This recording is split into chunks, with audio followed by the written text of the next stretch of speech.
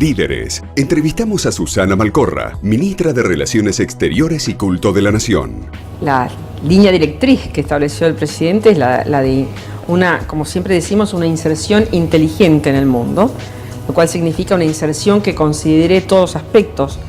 ¿Cuáles son sus expectativas a partir del cambio en la política exterior argentina, la integración económica con Brasil y las oportunidades del Mercosur? Yo veo un Mercosur con más decisión que nunca de trabajar juntos, de realmente hacer de esto un mercado común. Su visión sobre Venezuela y las relaciones con Gran Bretaña. ¿Cómo es el vínculo con Asia y por qué buscar nuevos aliados estratégicos? La canciller Susana Malcorra en exclusiva para Líderes, con la conducción de Cecilia Lucía Puig.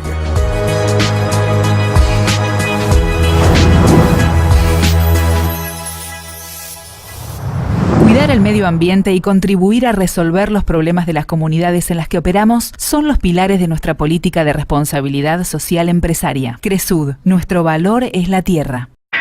I am 94 years old. I don't have any rules. They're just a waste of time. Someone once told me, you're not pretty and you'll never be. But it doesn't matter. You have style. Nuevo DS3.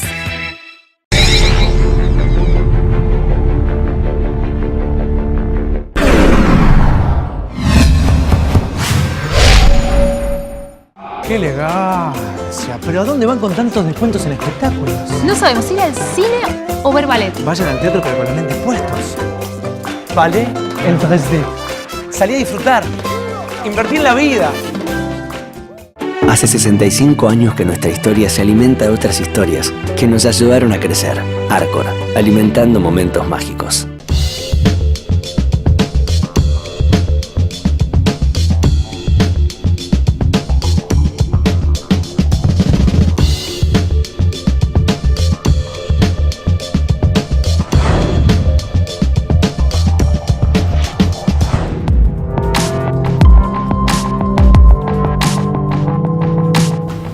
¿Qué cambio radical debe haber vivido esta Cancillería de pasar de vivirse puertas cerradas al mundo a abrirse realmente al mundo como lo ha establecido la política del presidente Macri? ¿Cuál es la misión que usted lleva adelante como canciller? Bueno, precisamente esa, es decir, la línea directriz que estableció el presidente es la de como siempre decimos, una inserción inteligente en el mundo, lo cual significa una inserción que considere todos aspectos de nuestra política, los aspectos de la política de derechos humanos, los aspectos de la política, los aspectos económicos, los aspectos del comercio, y hacerlo de modo tal que siempre esté desde la perspectiva de nuestros intereses, de nuestras fortalezas y de las oportunidades que nosotros queremos desarrollar. Le ha dado también como misión abrir las puertas a atraer inversiones a la Argentina, el gran desafío que tiene nuestro país hoy. ¿Cómo ve que nos ven desde el exterior? Lo que más necesitamos es construir confianza. Interés, hay un interés enorme. La Argentina es un país, siempre se habla de los recursos naturales, los recursos humanos. La realidad es que es así. Hemos capturado el interés colectivo, no hay lugar a donde vayamos donde no haya interés. También es cierto que la confianza que se perdió, sin duda se perdió por las múltiples razones que sabemos de nuestra historia reciente y no tan reciente, no se revierte eso, no se regana. Sí, no es automático. No. Entonces, me parece que la consistencia entre lo que decimos y lo que hacemos, a lo cual me parece que el presidente haya en sus primeras medidas sido totalmente consistente y haya hecho realidad las promesas que hizo en campaña, son un buen ejemplo, pero todavía tenemos un largo camino por recorrer y por supuesto un largo camino que trasciende a estos 4 años, trasciende eventualmente a los 8 años del presidente Macri. Es un largo camino que se mide en decenas de años, ¿no? La situación que se vive en la calle con tantas manifestaciones, me imagino que deben causar una imagen negativa en aquellos inversores que quieren decidirse venir. ¿Qué lectura hace usted al respecto y qué información releva del exterior? En primer lugar, yo diría que en el exterior no ven mal la expresión democrática de opiniones, la libertad del juego democrático, el hecho de que los argentinos seamos apasionados en defender nuestros puntos de vista, nuestras perspectivas, el hecho de que la Argentina tenga representación amplia de los sectores, desde gremiales hasta de las ONGs, las defensoras de los distintos colectivos, eso se valora. Lo que obviamente es una preocupación, y me parece que es una preocupación no solo para el mundo, es una preocupación para nosotros, es el uso de esos espacios con objetivos o intereses distintos, o la alteración del orden que esos espacios tienen en la expresión por parte de grupos que evidentemente representan visiones extremas, ¿no? ¿Ve usted que esas manifestaciones tienen justamente ese objetivo, el de causar daño político y de generar una mala imagen, no solo a nivel nacional, sino internacional? Sí, parecería como que habría un poco de diseño detrás de todo eso. Entonces uno se pregunta, ¿un diseño para qué? Y obviamente quiere de alguna manera teñir lo que yo creo que es una fortaleza de la Argentina. Es decir, a mí me parece que los argentinos perdemos de vista que hemos logrado ya desde el año 83 una continuidad de la democracia. Eso es un valor que hace pocas décadas atrás no existía, que con la llegada del presidente Macri hemos logrado una democracia con alternancia lograda a través de las urnas, de la manera que el sistema ha definido, y una democracia en la cual el presidente tiene una minoría dentro del Congreso y aún así ha logrado durante el año 2016 sacar 100 leyes con un apoyo de un 60-70% de los congresistas. Esto es una democracia fuerte y me parece que hay gente que realmente le molesta que así sea. Este es un año de elecciones. ¿Qué impacto cree que puedan tener las elecciones de fin de año en la política nacional y qué expectativas tiene? Me parece que el ejercicio de volver a votar en estas elecciones de medio término es un ejercicio muy importante. Es evidente que se está sometiendo al electorado, a los ciudadanos, a nuestra gente, la posibilidad de reconfirmar si están pensando que el camino que hemos iniciado es el camino que tenemos que seguir. Usted se refería recién a las inversiones. Estos procesos son procesos que tardan tiempo, así que una revalidación a través de las elecciones da previsibilidad y da horizonte de más largo plazo. América Latina está atravesando una transformación importante y varios de sus gobiernos han ido girando o dejando atrás a una izquierda muy radical. ¿Cómo ve el Mercosur dentro de este nuevo escenario y qué rol le cabe a partir del efecto Trump? Bueno, en primer lugar, yo veo un Mercosur con más decisión que nunca de trabajar juntos, de realmente hacer de esto un mercado común, de superar las diferencias. Ha habido eventos muy importantes. Por supuesto, el presidente ha tenido visitas a todos los países del Mercosur. La última fue a Paraguay, antes que esa estuvo en Brasilia. Vemos un compromiso muy, muy grande, una convicción de que en este momento especial del mundo, tener un mercado del tamaño que es el Mercosur es un activo, y que tenemos que trabajar sobre las barreras mutuas que nos hemos estado poniendo. La realidad de la aparición de la administración Trump genera un riesgo, pero también una oportunidad. Y la primera oportunidad más inmediata es la Unión Europea. Con un tratado de libre comercio. Sí, evidentemente. No solamente porque le interesa a la Unión Europea el aspecto comercial, que sí le interesa, sino también porque da una señal política de una Unión Europea en un momento de cerrazón, de proteccionismo, saliendo, abriéndose y defendiendo los principios tan importantes que nosotros compartimos, ¿no?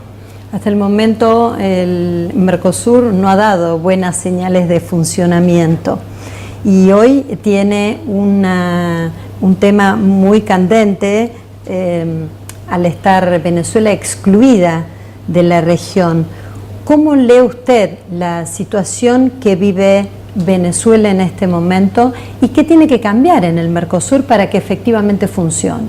Bueno, varios temas simultáneos. Empecemos por el Mercosur. Yo es cierto que creo que el Mercosur está lejos de haber llegado al potencial que me parece avisoraron aquellos presidentes que definieron su creación. Me parece que hay muchísimo por hacer y creo que estamos en el camino correcto. Pero también tengo que decir que el Mercosur ha recorrido un camino, no se puede negar que se han logrado muchas cosas en el Mercosur. Y yo siempre digo, cuando uno mira la integración de un mercado como el Mercosur a la luz de las enormes crisis que sufrieron sus integrantes, no solamente crisis políticas, crisis económicas, cambios de moneda, hiperinflaciones en algunos de los países en un momento o en el otro, todos estos desacoples los superamos y juntos. Entonces, tampoco tenemos que subestimar totalmente los logros obtenidos. Se ha hecho mucho, lo cual no quita que haya mucho por hacer. Venezuela y el Mercosur. En primer lugar, el hecho de que Venezuela esté en este momento en una situación de cesación tiene que ver con el incumplimiento por parte de Venezuela de las condiciones a las cuales se comprometió cuando ingresó al Mercosur. Es decir, hay un sistema muy claro, muy definido de obligaciones y de derechos. Sí. Los derechos van, si están las obligaciones cumplidas, no estaban, se suspenden los derechos. Entonces, esa es la situación de Venezuela en el Mercosur. Por otro lado, Venezuela está pasando por una situación interna muy compleja, una crisis de múltiples niveles, una crisis política, una crisis económica y una crisis de abastecimiento terrible. La crisis se inició, no nos cabe duda, en mucho a partir de la crisis económica, pero las cosas más recientes que pasaron a partir de la decisión del Tribunal Supremo, realmente lo han puesto a Venezuela en una situación de una complejidad institucional enorme, a punto que en el día de hoy la fiscal ha reconocido que es una dictadura, está fuera de una democracia, de la institucionalidad establecida en la Constitución. El que la fiscal lo haya dicho, la propia fiscal general de Venezuela, pone en evidencia que las instituciones están crujiendo y que necesitamos la región en general, el Mercosur, el UNASUR, la OEA, expresarnos a ese respecto, porque usted sabe muy bien, nosotros hemos sido muy proclives a sostener y apoyar el diálogo, a la solución del tema de Venezuela desde los venezolanos, pero es evidente que esto último ha sido un golpe de timón que excede cualquier expectativa que nosotros hubiéramos podido tener.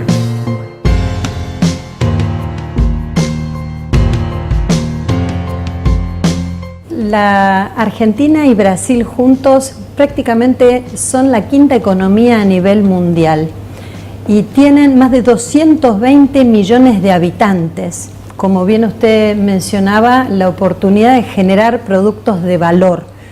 ¿De qué manera se tiene que articular la estrategia de integración comercial? ¿Cree usted que debieran salir juntos a ofrecer proyectos a grandes países como China o India, o cada uno debiera tener una estrategia propia? Yo creo que si uno mira la Unión Europea, es quizás el modelo más interesante del cual podemos aprender. Es un modelo en el cual hay una gran integración de cadenas internas y de productos internos, lo cual hace que si un país vende, automáticamente eso tenga efecto arrastre sobre el otro porque está esa integración. Me parece que en la medida que tengamos coordinados los esfuerzos, todo es mejor, pero también reconozco que en la propia Unión Europea cada uno de los países sigue llevando adelante su estrategia de inserción de sus productos, es decir, que habrá que hacer una combinación de ambos.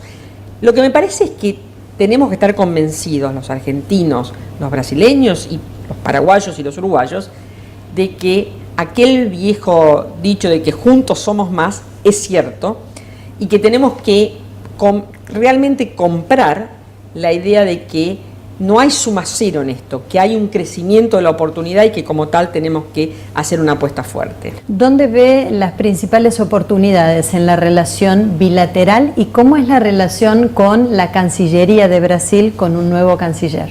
Las oportunidades bilaterales yo creo que están en llevar adelante una mayor integración de productos. Es aún hoy que tenemos una integración limitada, es decir, hay sectores como el automotor que tienen muchísimo integrado, pero hay muchísimos otros sectores en los cuales estamos en pañales. Entonces me parece que tenemos que abogar por una mayor integración que, vuelvo a insistir, sea que ganen las dos partes. Eso me parece lo más evidente. La figura de Donald Trump irrumpió en la política mundial y tiene un impacto fuertísimo a nivel mundial.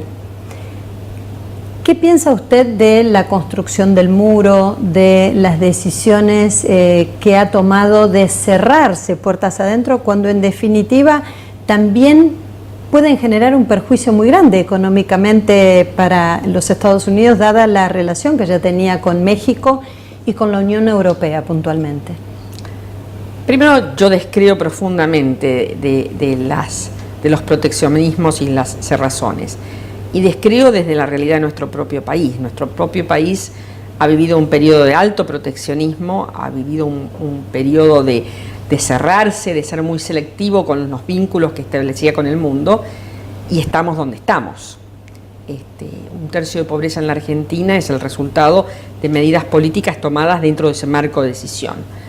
Entonces, partamos de la base que nuestra perspectiva es distinta en ese sentido. Los muros físicos nunca separan a los pueblos se las arreglan para integrarse. Entonces, que en el siglo XXI estamos pensando en un muro físico realmente no nos parece que sea una solución. Pero aparte, la realidad es que, y usted lo mencionó, la interdependencia de México y de Estados Unidos, la integración de cadenas de valor, el hecho de que en el medio oeste americano, que es donde está una parte importante de la base de votantes de Trump, sus exportaciones sean de manera significativa a México.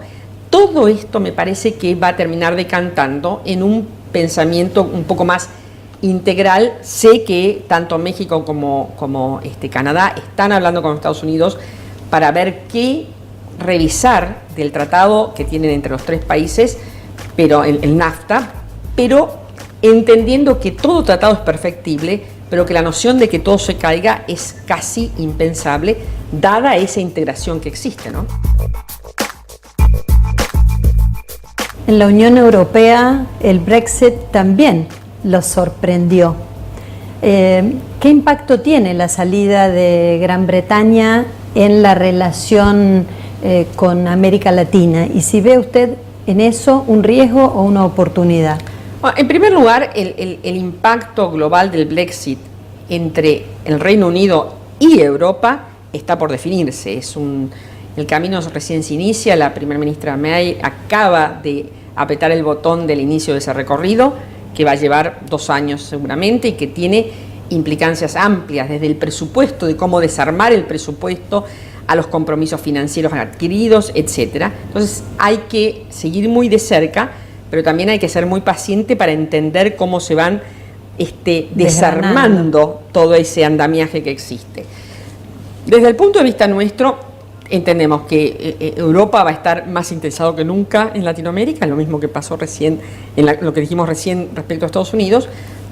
Inglaterra va a estar interesado en nosotros, el Reino Unido va a estar interesado en nosotros. Entonces, cuando finalmente estén en condiciones de negociar, tendremos un acuerdo con la Unión Europea y tendremos otro acuerdo con el Reino Unido, que tenemos que destacar, es un socio histórico de la Argentina. A 35 años de la Guerra de Malvinas, con un recuerdo en el que tristemente honramos a nuestros 649 héroes que dieron la vida por nuestra patria, sabemos definitivamente que la guerra no era el camino. La pregunta es, ¿cree usted que alguna vez por vía diplomática se pueda acceder o recuperar la soberanía en las Islas Malvinas? Yo siempre creo que cualquier diferendo tiene una posibilidad de solución.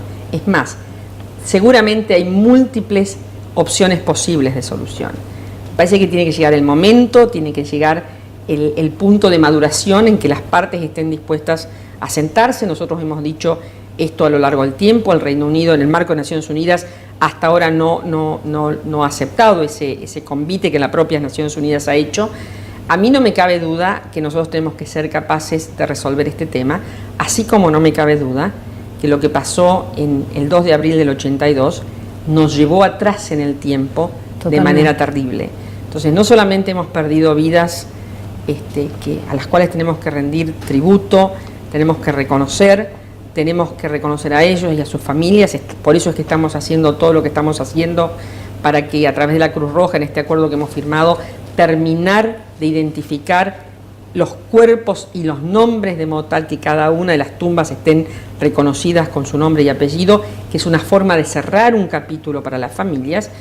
Pero aparte de eso tenemos que reconocer que la dictadura tomó una decisión por razones de autopreservación en ese momento, en el año 82, de ir a una guerra, y que esa guerra nos atrasó cualquier posibilidad de solución que teníamos, y en aquel momento había muchas opciones sobre la mesa y ahora tenemos que recorrer ese camino. ¿Ve viable un estrechamiento de relaciones comerciales con Gran Bretaña?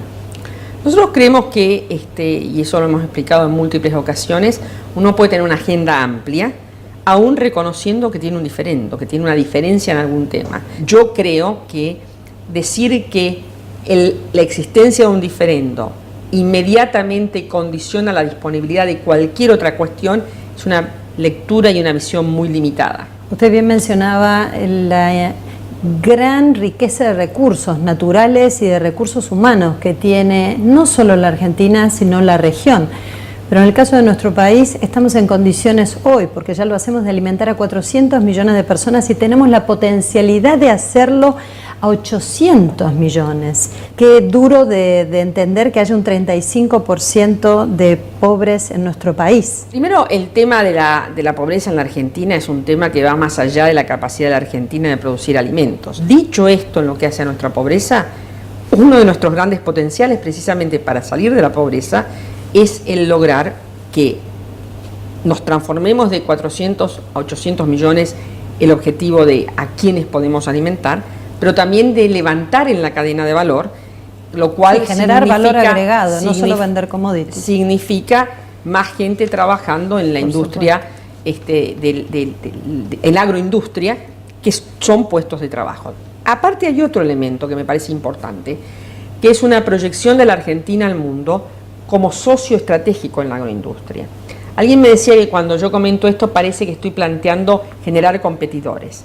La realidad es que más allá de lo que ha crecido en el mundo el acceso por encima del nivel de la pobreza, sigue habiendo una cantidad de pobres muy significativos y la seguridad o la inseguridad alimentaria sigue siendo uno de los principales temas de preocupación y de riesgo en el mundo. Entonces, que nosotros seamos capaces de transmitir nuestras mejores prácticas, la maravillosa capacidad de producción, de productividad, de calidad que tenemos en el agro, de ser asociativos con otros países de África, de Asia, que nos permitan no solamente transferir conocimientos, sino ser parte en esos países de la producción, es una oportunidad muy grande y creo que tenemos que claramente trabajar sobre eso. Entonces, todo lo que estamos pensando tiene que ver con un Mercosur integrado, con una integración bioceánica que incluye a Chile, pero también pensando un poco más hacia el norte con otros vínculos que se puedan dar.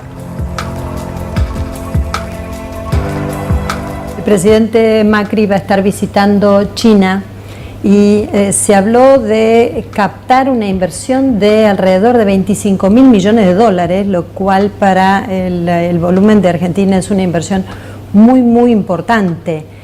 ¿De qué manera impactarían las inversiones de China en la Argentina y si acaso pondrían en riesgo la industria nacional? Es evidente que todo esto hay que hacerlo pensándonos inteligentemente, es decir, tenemos que pensar qué cosas son las que dan oportunidades para un mayor desarrollo y cantidad de oferta de trabajo, al mismo tiempo de que ver cuáles son aquellas que pueden tener un impacto negativo en algunas industrias que son estructurantes de la realidad de la Argentina, y hay que trabajar en ese balanceo. El cuidado de un desarrollo de negocios más sustentables es uno de los objetivos del gobierno.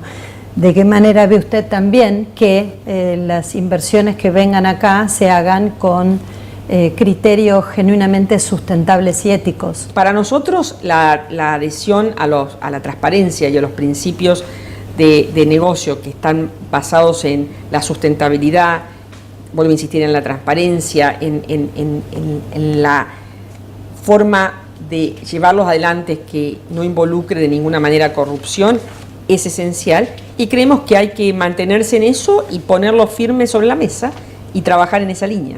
Canciller, usted es posiblemente una de las pocas personas a nivel mundial que ha tenido experiencias tan sólidas en una organización no gubernamental como es Naciones Unidas, siendo mano derecha del secretario general Ban Ki-moon, como directora general de Telecom, una gran multinacional, y como canciller en el gobierno nacional. ¿Qué cree que cada una de esas experiencias le aporta a su gestión actual? Bueno, primero, una gran riqueza de perspectivas. Yo soy una convencida de que siempre hay algo por aprender, a Dios gracias. Siempre se puede entender las cosas desde un punto de vista distinto. Y me parece que el haber salido del sector privado para ir a una organización como Naciones Unidas me abrió la cabeza, me abrió la mente, me expuso, como yo siempre insisto, a un mundo que no figura en las guías de turismo. Yo visité los países en su mayor profundidad, donde el dolor, la pobreza, las guerras, los enfrentamientos tenían lugar. Entonces eso me sirvió, entre otras cosas, para descubrir los valores que tiene este país nuestro, que tantas veces despreciamos y que tantas veces damos por sobreentendidos. No es así. El abrir y el tener agua, es cierto que no lo tienen todos los argentinos. Los argentinos lo malgastamos de una manera increíble. Entonces eso me enriqueció como persona y me dio una perspectiva distinta como profesional. El haber venido acá en la oferta que me hizo el presidente Macri fue como coronar con la máxima responsabilidad que uno puede tener en lo que hace relaciones internacionales, a relaciones exteriores. Fue un honor y es una enorme responsabilidad que trato de llevar adelante de la mejor manera posible. ¿Qué es este rol de canciller para usted en su vida? Bueno, es una cosa totalmente inesperada. El día que el candidato en aquel momento Macri, el presidente Macri hoy, me lo ofreció, fue una sorpresa total, nunca había pasado por mi cabeza. Me dio la oportunidad de hacer algo que de alguna manera era asignatura pendiente para mí, que era volver y dar algo a mi país desde un punto de vista de algo que yo podía agregar valor. Yo no siento que haya muchos lugares en donde yo pudiera hacerlo en el gobierno, acá siento que sí lo puedo hacer. Entonces fue una enorme satisfacción, un gran desafío y una responsabilidad enorme de estar haciéndolo bien en cada momento de decisión. Canciller Susana Malcorra, muchísimas gracias por recibirnos para este reportaje. Un gusto tenernos acá en mi casa, su casa.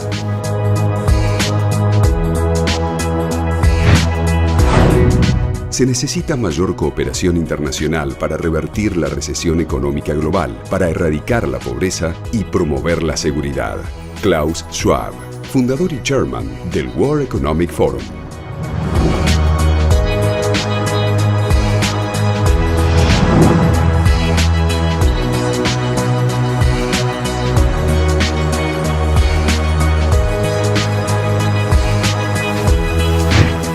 Cuidar el medio ambiente y contribuir a resolver los problemas de las comunidades en las que operamos son los pilares de nuestra política de responsabilidad social empresaria. Cresud, nuestro valor es la tierra. I am 94 years old. I don't have any rules. They're just a waste of time. Someone once told me, you're not pretty and you'll never be. But it doesn't matter. You have style. Nuevo DS3.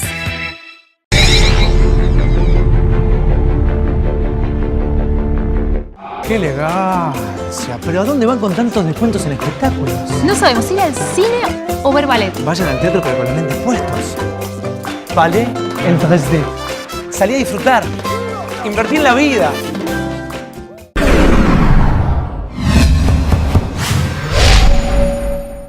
Hace 65 años que nuestra historia se alimenta de otras historias que nos ayudaron a crecer. Arcor, alimentando momentos mágicos.